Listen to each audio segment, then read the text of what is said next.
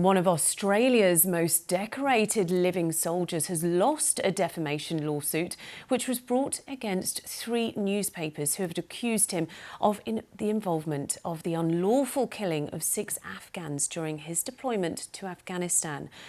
Ben Smith, a former corporal in the Australian Special Forces, had claimed the report showed him as someone who broke the moral and legal rules of military engagement.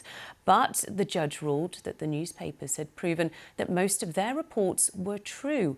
Here's his summing up.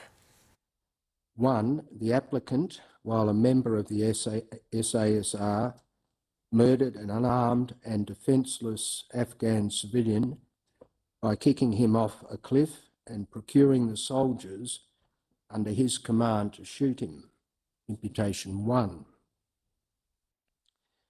2. The applicant broke the moral and legal rules of military engagement and is therefore a criminal. Imputation 2. 3. The applicant disgraced his country, Australia, and the Australian Army by his conduct as a member of the SASR in Afghanistan. Imputation 3. With the latest from Sydney, here's Phil Mercer.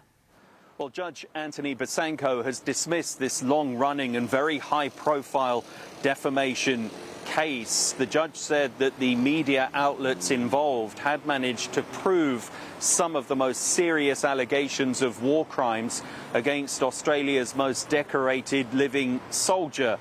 Now, the newspapers began back in 2018 publishing a series of articles on Ben Smith, alleging that he had been involved in the murders of 6 unarmed civilians or prisoners in Afghanistan between 2009 and 2012.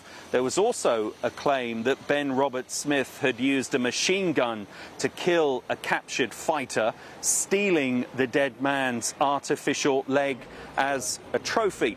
Now, Mr. Smith, a former SAS corporal, had always denied any wrongdoing. His lawyers said the trial evidence against him was fanciful and inconsistent. But in the end, the judge has decided that the media outlets, relying on a defence of truth, had managed to prove some of those more serious allegations that they have made against Ben Smith. It is worth pointing out that this is a civil case. It is not a criminal matter.